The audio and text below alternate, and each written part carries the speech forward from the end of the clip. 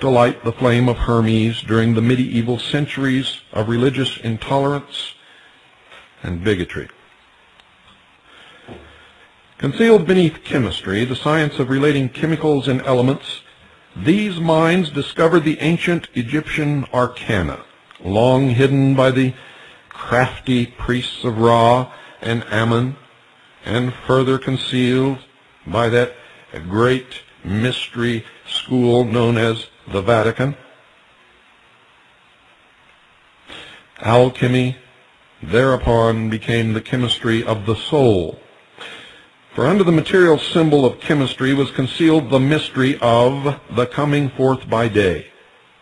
Now these ancient wise men taught that the world was a great laboratory, that living essences were the chemicals, that the span of life was a period of time given to the mind in which to experiment with the great agencies of nature, and that to the thoughtful came wisdom from their labors, while for the thoughtless life held only foolishness and sorrow.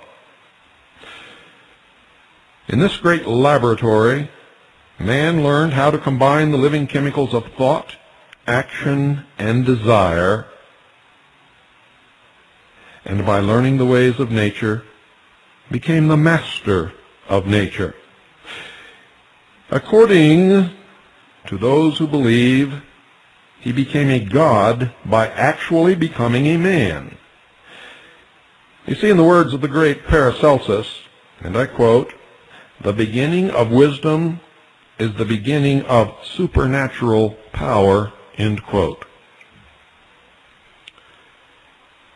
Of all the Hermetic mysteries, none is more perplexing than the so-called Hermetic marriage. A post-Christian interpretation of an ancient Egyptian ritual supposedly written 200 years earlier was published to the modern world in the first part of the 17th century under the name of the Chemical Nuptials of Christian Rosenkreutz. Little, if anything, has been discovered concerning the origin either of this book or the Fama Fraternitatis, which appeared about the same time. The exalted order of Rosicrucian philosophers, which today is known as the Rosy Cross, has been very reticent concerning its members and their works, and even today it is difficult to prove from a strictly material viewpoint that the order ever existed, unless, of course, you listen to the hour of the time. For we have proved it repeatedly, cited book, paragraph, chapter, and verse. Concealed under the quaint wording of the alchemical marriage can be plainly traced a series of mysterious formulae concerning the transmutation of base metals into gold. And I've already explained the esoteric meaning of that. The alchemist taught that man contained within himself all the elements of nature, both human and divine, and that by special culture the base elements of his nature could be transmuted into the spiritual gold called the soul. In discussing this, Paracelsus makes plain that these philosophers did not wish to leave the impression that something could be made from nothing.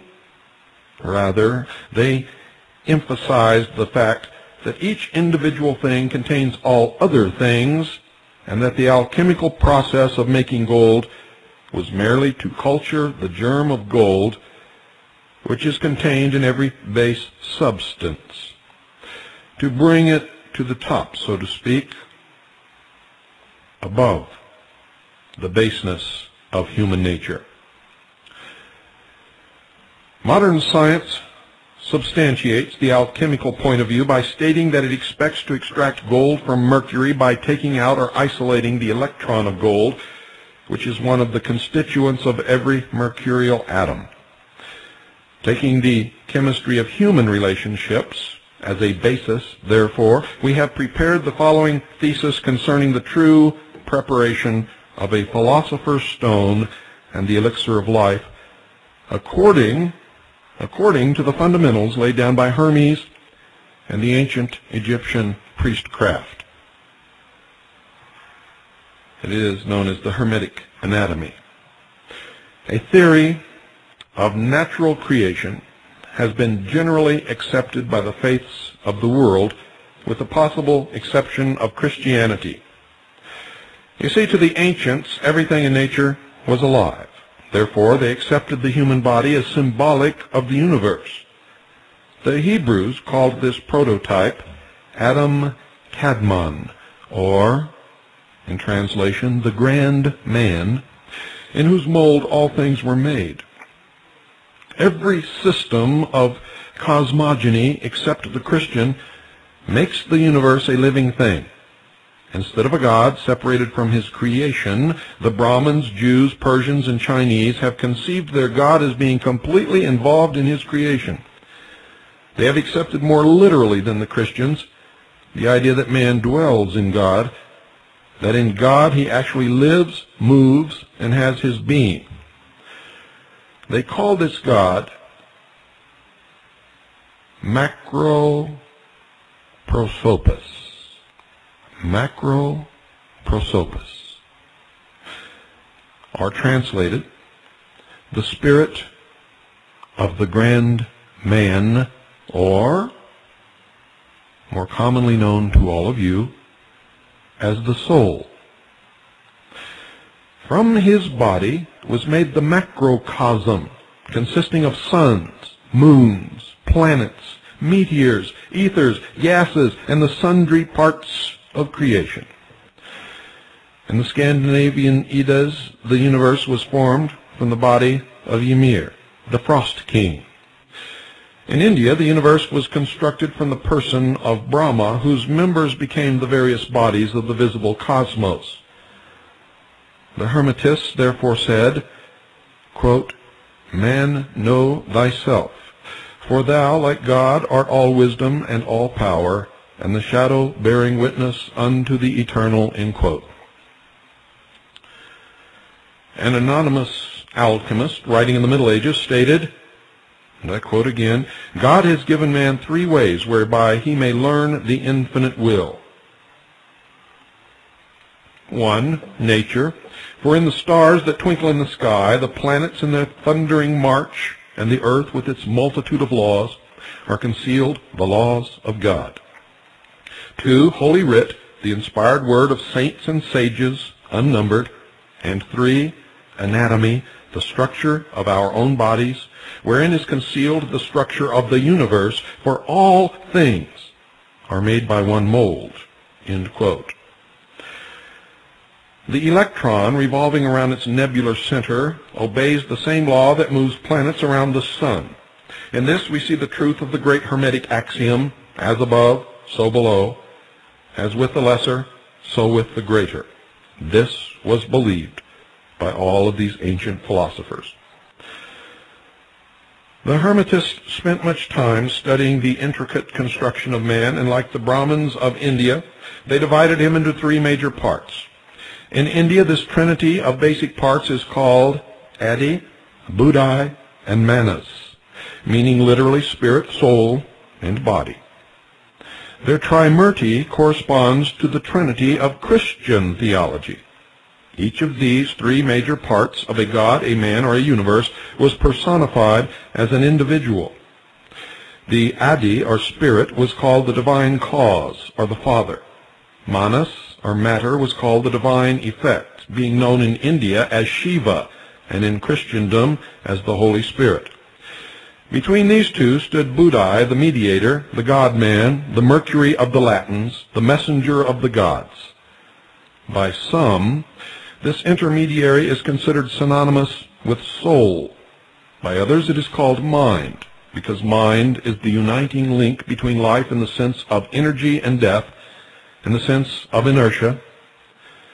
And to the pagans and Hermetists, all things in nature, the ethers, the air, minerals, even the earth itself, were endowed with intelligence, consciousness, and feeling. All was linked and gave rise to what you know today in what is known as the New Age movement as the Gya principle. The Adi Buddhi Manas constitution of man as represented by the alchemists under the symbolism of the philosopher's stone and its three important constituents, salt, sulfur, and mercury. According to alchemy, salt is the substance of all things. It is the body, the form, the dense crystallized particles from which all physical things are manufactured. Sulfur is symbolic of fire, the divine agent. Fire is defined by the Hermetists as the life of all things and is the Adi of the Brahman Trimurti. Mercury, the universal solvent, becomes synonymous with Buddhi, the mind, the thing which absorbs all experience into itself, the link between God and nature. And now maybe you are beginning to understand how all of these esoteric thoughts, the religion of the mysteries, can be hidden behind symbology. Those of you who would read a book concerning the alchemists of the medieval times would have actually believed that they were attempting to create gold from lead. And you would have gained the exoteric interpretation concealing or reveiling the true exoteric meaning of the verse. And we're not through. Before this hour is out, you are going to be absolutely and totally amazed, for I have just begun. All the great world saviors have come, it seems, as personifications of Buddhi, as I have just explained its meaning, or the universal mediator. Like the Indian Vishnu, they have sought to bring God and man closer together, whether as Christ, Prometheus, Zoroaster, Krishna, or Buddha. They have come to bear witness to the Father, and being made in the semblance of man, but imbued with the Spirit of God, they have become personifications of the universal solvent, represented as mercury. To the Hermetists, man has always been considered androgynous, and they created the god Hermaphroditus to represent the duality of all living things. This word is coined from Hermes, fire or vitality, and Aphrodite, the goddess of water. The great Hermetic and alchemical adage was, quote, "Make the fire to burn in the water, and the water to feed the fire, and this lies great wisdom," end quote. It was the purpose of the pouring of the molten sea. It is the goal of the mysteries to reconcile fire and water, the conflict between God and Lucifer. Are you beginning to understand? There are deep meanings held in these metaphors. To the public was given one meaning, to the priesthood was given the truth. Don't go away. I'll be right back.